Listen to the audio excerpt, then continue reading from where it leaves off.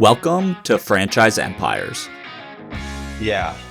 Well, okay, that would be, I think, interesting to ask, especially knowing, podcast data is a bit of a black box, so we don't really get the best, but every indicator tells us that the audience is heavily male.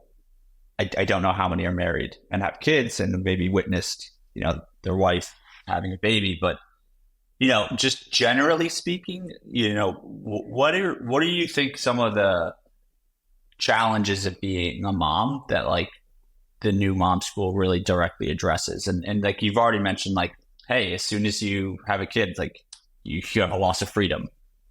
For you in particular, there was a bit of a friction developing in the marriage because of it. So is there like a common, I don't know, 5 to 10 things that like that a lot of new moms are like, well, I didn't really expect this to happen?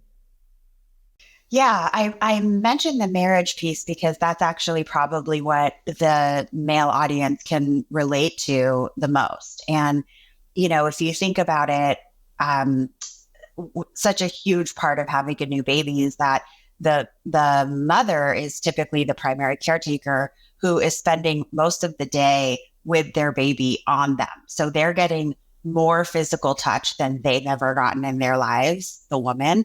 Meanwhile, man is getting least physical touch than he's ever gotten, especially after being in this relationship with the wife. And so that's a lot of the reason that it causes the divide, because that level of intimacy goes away.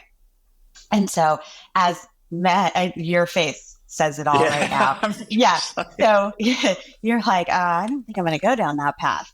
That's no comment. Yeah, we'll keep it PG for the viewers or listeners. But the listeners will be able to relate to this fact. So what happens with men and women, the experience for men and women is very different. However, what they're feeling is actually very similar. We just don't talk about it. So what happens with men is that they end up feeling really anxious because they don't know how to care for a baby. They don't have a connection with their wives. They are feeling the pressure of needing to now financially provide for the family. So they end up retreating and withdrawing and going to work more because that's where they feel confident. Whereas at home, they're not feeling so confident anymore. And they don't feel like, they kind of feel like, they kind of think, where do I fit in?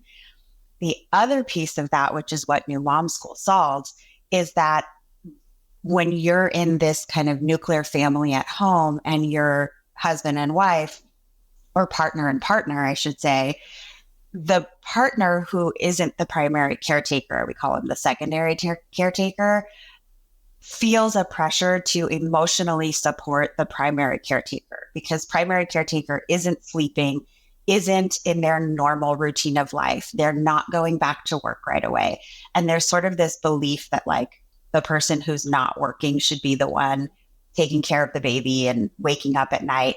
And it's kind of a myth. I mean, it's a misnomer because everybody needs sleep. And when the primary caretaker isn't getting sleep, everyone in the family suffers. But the partner feels as though they need to emotionally care for the primary caretaker. Meanwhile, they don't know how to do that. Like a secondary caretaker knows even less about taking care of a baby. So they feel inadequate. And that's where a lot of the divide comes in. So what New Mom School solves for our male audience is that now New Mom School and their group of women emotionally support and take care of each other so that that partner at home doesn't have to. And so all of a sudden you have a happier mom, a well-educated mother. That education also trickles out into the spouse because the mother is learning in school, so to speak, how to sort of work with their baby, learn about what their baby's brains are doing, learn about what her body is doing after the birth. And, it just kind of tackles all of these areas that benefit the partner as well.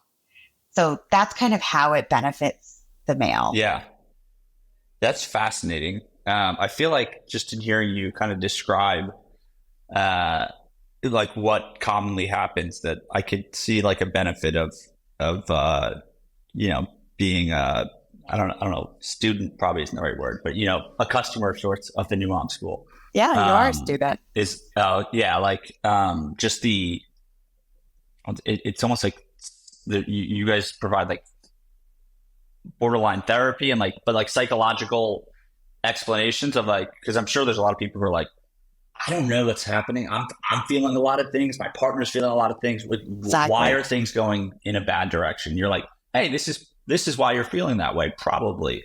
Correct. And I feel like even just knowing that could be really beneficial for a relationship. Yeah. Listen, babies are the same that they've been since the beginning of time. What has changed is us. What has changed is our society, social media, articles, research. We have so much research and knowledge that's not being delivered to our new parents. And it's really a tragedy and such a missed opportunity in this country. We're actually one of only 7 countries in the entire world that don't provide paid leave for new mothers. And that means that mothers have to leave their babies really much earlier. What New Mom School provides is that kind of, even if a mom has to return to work, New Mom School can provide them with that support and education.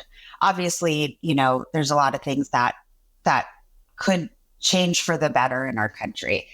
But our goal is to fundamentally change how new mothers are cared for, because there's this whole aspect of what happens in a newborn's brain in the first 4 to 6 months of life. And it weighs heavily on how healthy their primary caretaker is. So if mom is not healthy, it actually has a negative and harmful effect on baby. So when we take care of mom, we have a better next generation. We all know that we're in a crisis in this country. We know that. It's not a secret. Yep. We know that the generation, I'm 43, so that the generation below me is really in crisis because my generation has not been taken care of as new mothers. And so that's really my goal in all of this, is so that new mothers can have a better experience, so that their kids can have better outcomes. Yeah, no, I mean, I would imagine it just there's such a ripple effect on the family unit, right? The marriage success rates, and just in raising children that can be productive members of society. So Correct. Yeah.